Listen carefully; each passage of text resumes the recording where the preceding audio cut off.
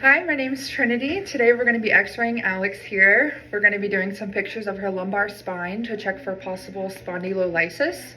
Spondylolysis is a stress fracture typically in the lumbar spine and can be caused by multiple things such as recurrent bending, lots of jumping.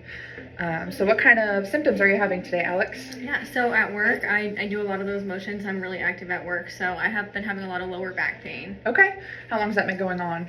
About 3 months now. Okay, and you don't have an injury correlated, just a lot of moving? Yep. Okay. Any chance of pregnancy for you? No. No? Okay. Any surgeries to your spine ever before? No. Okay. We're gonna take Alex over to the table now. So I have Alex laying in the supine position on our table. I have her knees flexed to decrease OID of the lumbar spine. I have my cassette in my bucky, and it is lined up to our tube.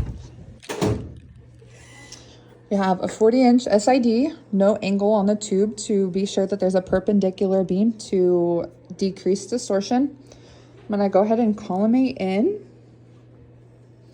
I centered to about 1.5 inches above her iliac crest.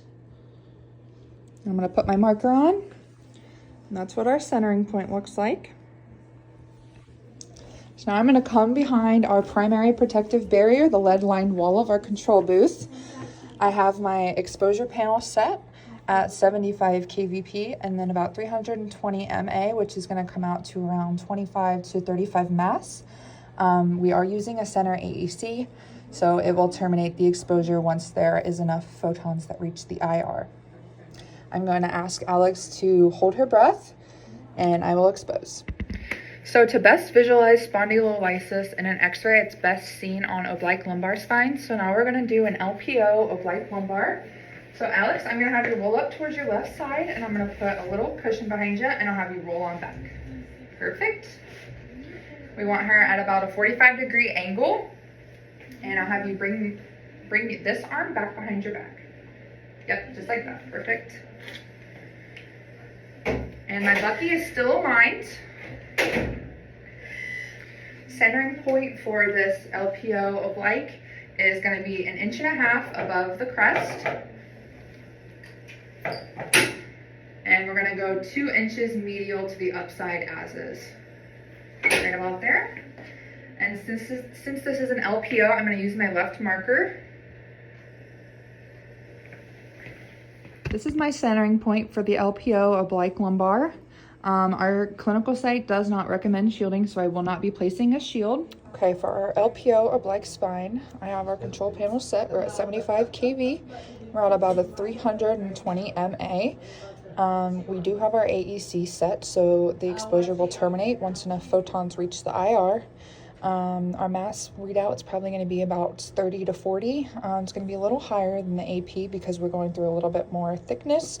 So I'm going to have Alex go ahead and hold her breath, and I'm going to expose.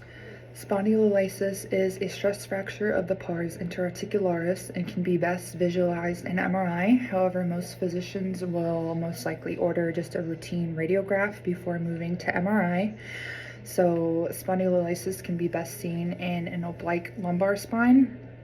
In an x-ray, you would see that fracture or break in the pars interarticularis on the neck or collar of your Scotty dog. Some of the secondary protective barriers in the room would be any area, floor, ceiling, or wall that is not in the direct primary beam. And some materials used for those secondary protective barriers would be wood, gypsum, or other materials.